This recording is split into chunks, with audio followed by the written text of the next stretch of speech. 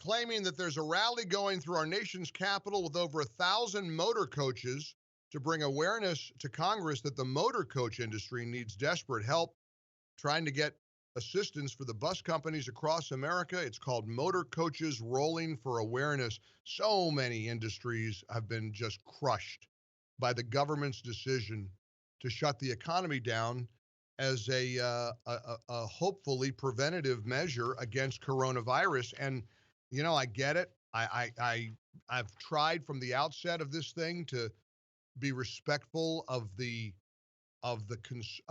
deep wariness we have to have, the preventative measures to try to keep from catching a deadly virus, or what could be deadly if you're certainly in a certain category. We also know that you don't have to be vulnerable necessarily. There's been a story of a Broadway actor named Nick Cordero. A lot of people have followed it online. His wife has been posting daily updates. He's been just through horrific hell. He wound up having his leg amputated. He's been in a coma for 6 weeks. He's got a tracheotomy, I believe, that he's gotten, it's just horrible, been on a ventilator. And again, been in a coma.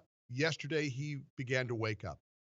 There's glorious news about this young man who, according to his wife, had no underlying health conditions. And of course, that's the fear for everybody. Now the news about a Kawasaki-like disease that is related, they think, to coronavirus that children have begun to encounter.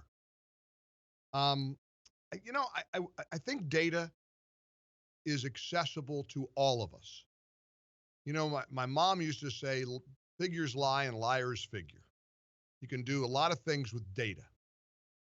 I'd love to get a baseline bit of data.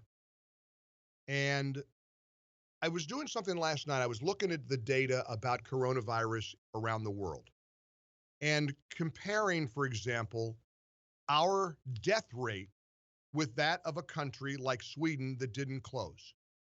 The left is already, and the mainstream media is already attacking anybody who brings Sweden up, because that's what they do. They want to marginalize any pushback.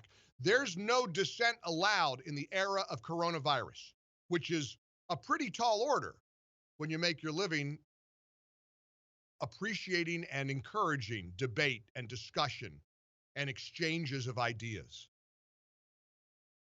So I wanted to see what the Johns Hopkins statistics report about mortality. We know that Sweden didn't lock down the way much of the world did. In fact, I saw an article speaking of the Washington Post, some scolding, finger-wagging article. Well, Sweden's not the bastion of freedom you think it is. They don't allow freedoms here. There's a different culture. They don't allow homeschooling. And I don't know that anybody is trying to raise the flag of freedom. I think we're just looking at a country that didn't lock down and the countries that did. Sweden did not. They still have social distancing, but it's largely incumbent upon the citizens to make those kinds of decisions, right? So here's a chart, and this is right from Johns Hopkins. You can look it up, coronavirus.jhu.edu. Mortality, the fatalities, the deaths per 100,000 people. That, to me, is kind of apples to apples. Now, I understand, I've said a million times, the U.S. isn't Sweden. These are all different, but people are people. And the statistical percentage is a baseline, right? Makes sense? Let's take a look at the deaths per 100,000. In the United States, which, of course, has locked down, and for example, Los Angeles County, they're now apparently going to be under a stay-at-home order through July or August. Boy, do I pray for those people. God bless those people who are being ordered to stay at home through July or August. What is that going to look like?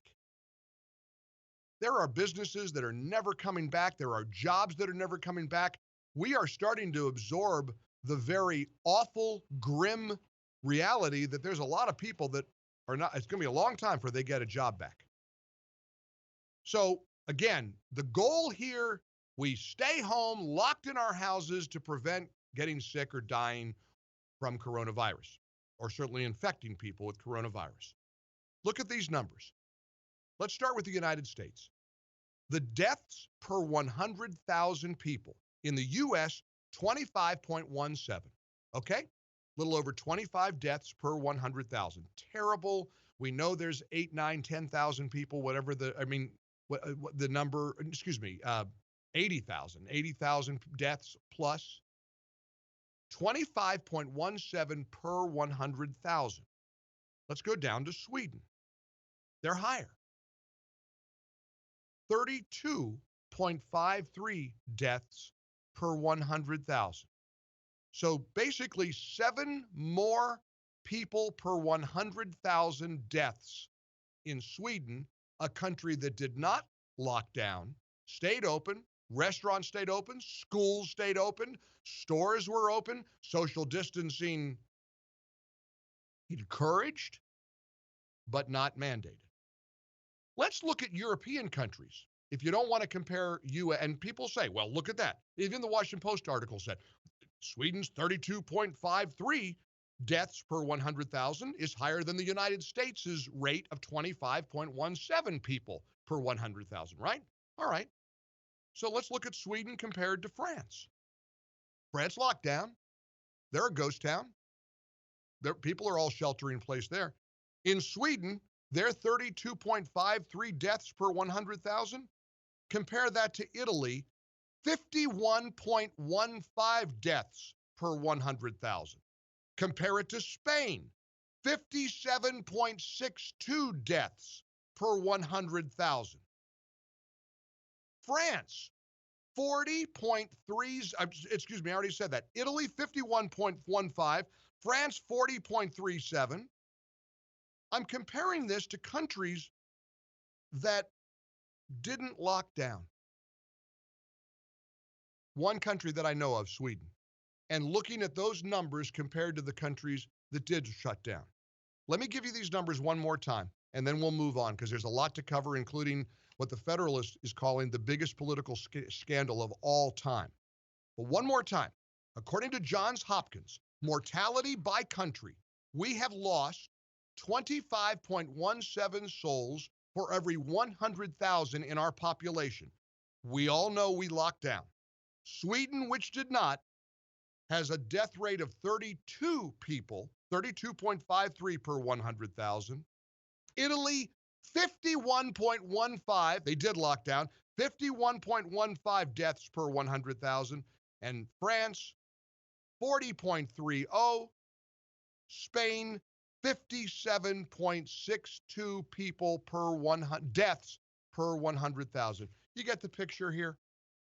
Sweden is a little higher. They're not dramatically higher than countries that lock down. That's why so many millions and millions of Americans are saying, we might have made a mistake here. Dennis Prager has said it's the biggest mistake in human history.